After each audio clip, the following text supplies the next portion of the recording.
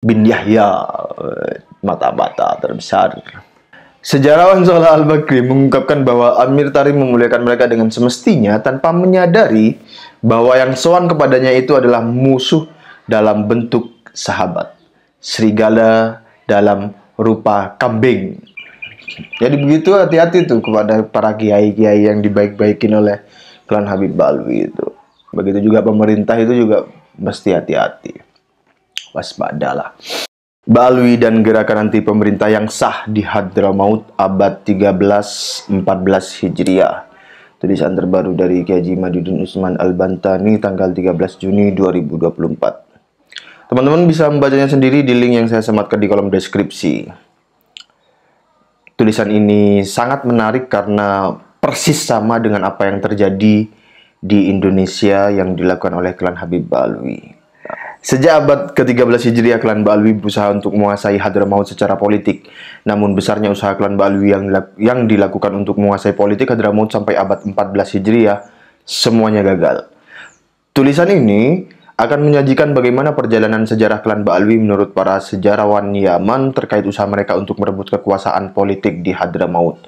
Dari berbagai pandangan sejarawan di Yaman tentang klan Ba'alwi, kita juga dapat mengetahui bagaimana posisi sosial klan Ba'alwi di sana di antara klan-klan lainnya. Pada abad 9 Hijriah, yaitu abad permulaan mereka mengaku sebagai keturunan Nabi Muhammad SAW, usaha politik Ba'alwi sama sekali tidak tercatat sejarah.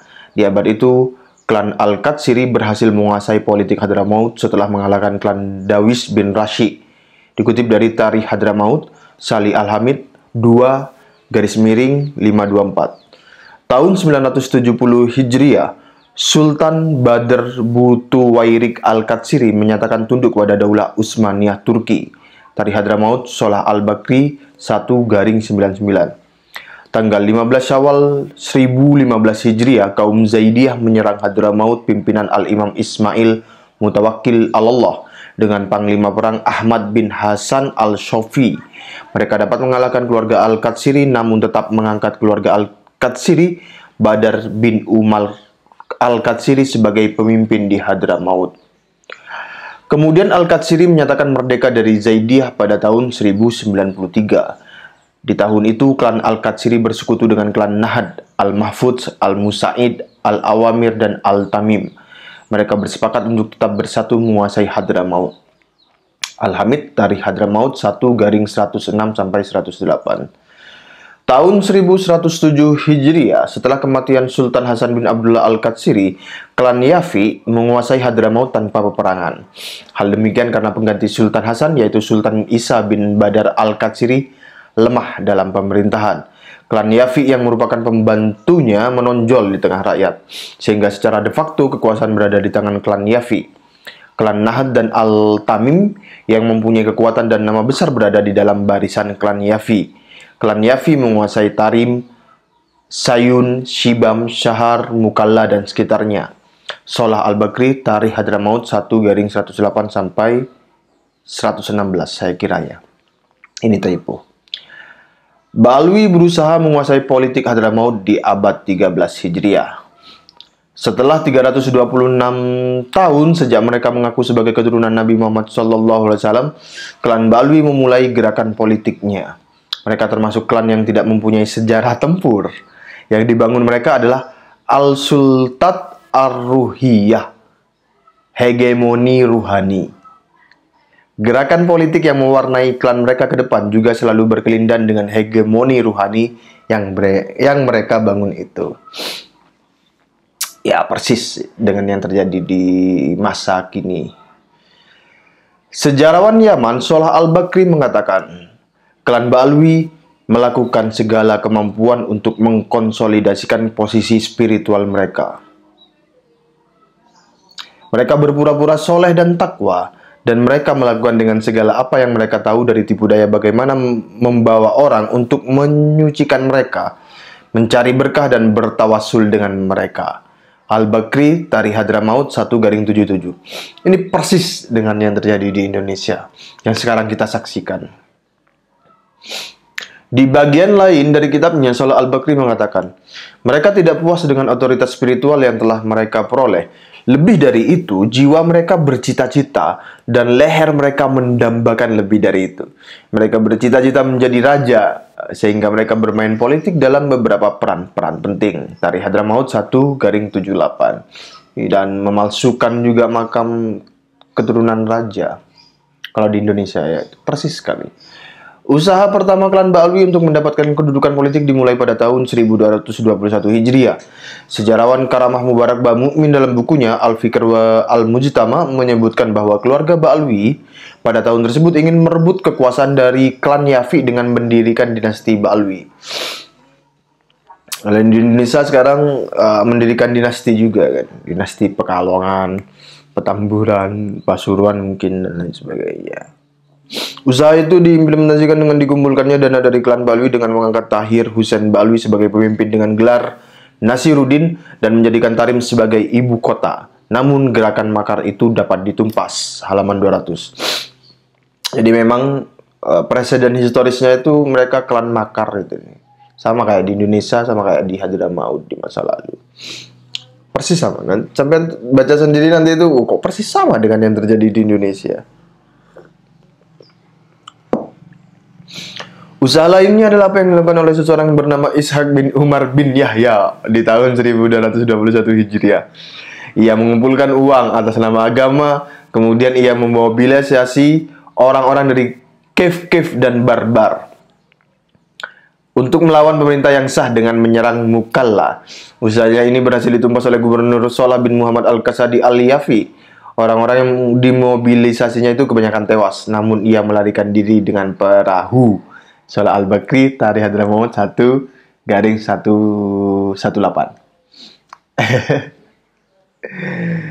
Kabur ini bin Yahya Al-Kaburi ini.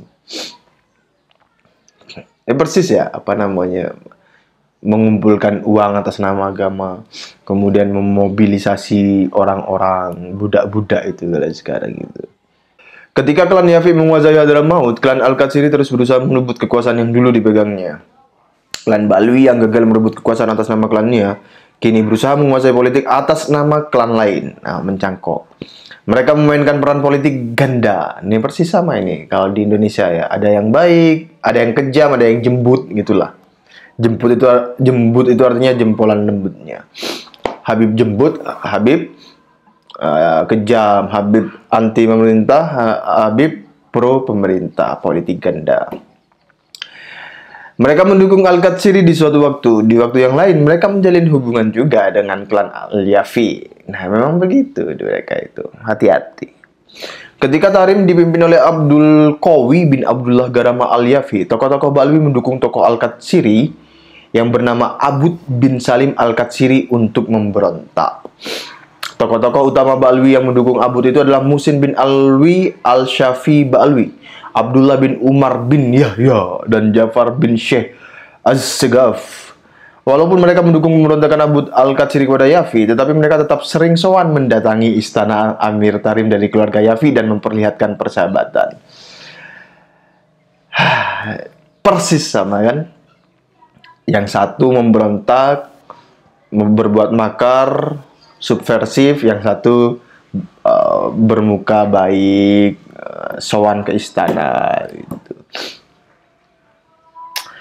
Sejarawan Solah Al-Bakri mengungkapkan bahwa Amir Tarim memuliakan mereka dengan semestinya tanpa menyadari bahwa yang sowan kepadanya itu adalah musuh dalam bentuk sahabat, serigala dalam rupa kambing.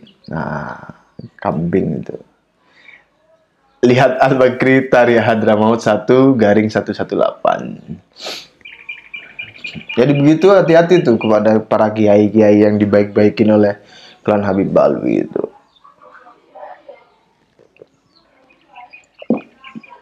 Bisa jadi, ya cuma hati-hati apa salahnya. Bisa jadi dia adalah musuh dalam bentuk sahabat, serigala dalam rupa kambing. Begitu juga pemerintah itu juga mesti hati-hati.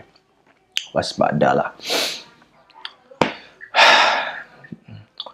Usaha merebut kekuasaan yang selalu gagal tidak menjadikan keluarga Ba'alwi berhenti. Mereka memberikan bantuan kepada para pemberontak untuk memerangi pemerintah yang sah yang berasal dari klan Yafi. Bersamaan dengan itu mereka mempengaruhi penguasa lokal untuk kepentingan mereka. Jika kepentingan mereka terabaikan, maka tidak segan-segan mereka menggerakkan massa dari kabilah-kabilah yang ada agar masuk ke dalam konflik mereka. Lihat Bab Mukmin halaman 301. Usaha lain yang dilakukan klan Ba'alwi untuk merebut kekuasaan politik adalah dengan mendirikan lembaga swadaya masyarakat (LSM). Pada tahun 1343 Hijriah, Tarim dikuasai oleh klan Al-Qatiri kembali. Untuk dapat membangun otoritas politik, klan Ba'alwi dari Al-Kaf membuat semacam LSM yang diberi nama Jam'iyatul Haq. LSM ini dijadikan klan Al-Kaf Ba'alwi sebagai instrumen untuk masuk ke dalam lingkungan politik Tarim. Amir Tarim, Muslim bin Ghalib Al-Qatsiri didekati. Dengan berbagai cara, akhirnya klan Al-Kaf Ba'alwi dengan LSM-nya tersebut dapat mempengaruhi kebijakan Amir Tarim. Pada 10 Jumadil Ula, Amir Tarim, Muslim bin Ghalib Al-Qatsiri wafat. Ia digantikan oleh Salim bin Abud bin Mutlik Al-Qatsiri. Dominasi klan Ba'alwi semakin menonjol semenjak wafatnya Muslim Al-Qatsiri. Pemerintahan Salim Al-Qatsiri hanya sebatas nama. Pelaksana segala proyek kebijakan adalah LSM Ba'alwi tersebut. Pajak daerah pun diatur dan dilaksanakan oleh klan Al-Kaf Ba'alwi. Akhirnya keadaan tersebut menimbulkan gejolak rakyat dan kerusuhan. Rakyat Tarim melapor kepada klan Al-Quwaiti dari Bani Yafi untuk menertibkan keadaan sehingga kemudian keadaan kembali kondisif. Lihat Al-Bakri Tarikh Hadramaut 2-55. Ya itu, persis sama. Tahun 1346 Hijriah, dua keluarga besar di Hadramaut, Al-Yafi dan Al-Qatsiri mengadakan perjanjian perdamaian. Dua keluarga paling berpengaruh dalam politik Hadramaut ini sepakat untuk memerintah bersama dalam membangun Hadramaut. Keluarga Al-Yafi diwakili oleh Amir Salim bin Ghalib Al-Quwaiti, sedangkan dari Al-Qatsiri diwakili oleh dua pimpinan klan Al-Abdullah Al-Qatsiri. Lihat Al-Bakri Tarikh Hadramaut 1-60. Jadi klan Habib Ba'alwi itu ya tidak berpengaruh. Yang paling berpengaruh itu Al-Yafi dan Al-Qatsiri. Berita perdamaian itu dibawa oleh Syekh Al-Sasi ke Singapura dan Jawa untuk mengabarkan kepada penduduk Hadramaut yang tinggal di perantauan. Ia mampir di Singapura di rumah seorang Ba'alwi dari marga Al-Kaf. Dari sana ia membentuk panitia muktamar warga Hadramaut yang tinggal di Singapura dan Jawa. Muktamar itu akan dilaksanakan di Singapura. Ketika undangan muktamar dikirimkan kepada warga Hadramaut yang ada di Jawa, keluarga Al-Yafi di Jawa tidak mau menghadiri muktamar di Singapura. Ini menarik ini, berarti apakah masih ada ya keluarga Al-Yafi di Jawa ya? Itu bisa kita wawancarai barangkali ya. Saya lanjutkan. Mereka curiga bahwa muktamar itu dipengaruhi oleh klan Ba'alwi. Alasan itu masuk akal karena pembawa undangan itu berasal dari keluarga Ba'alwi. Lihat Tarikh Hadramaut 1-63. Muktamar itu tetap dilaksanakan pada tanggal 25 Syawal 1346 Hijriah, bertepatan dengan 17 April 1928. Barusan 1 tahun yang lalu. Muktamar itu dipimpin oleh Ibrahim As-Segaf dan dianggotai mayoritas keluarga Ba'alwi.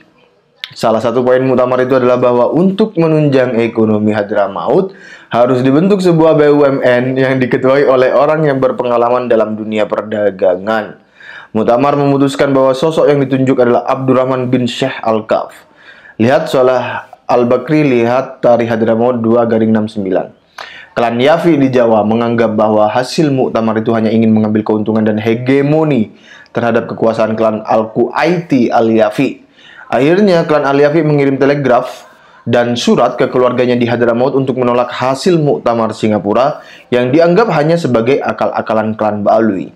Ketika Syekh Al-Sasi datang ke Hadramaut, keluarga Al-Yafi mengusirnya dan melarangnya tinggal di daerah yang berada dalam kekuasaan klan Al-Yafi. Tidak hanya mengusir Syekh Al-Sasi, klan Al-Yafi juga mengusir Muhammad bin Aqil bin Yahya Ba'alwi yang dianggap sebagai Al-Jasus Al-Akbar, mata-mata terbesar.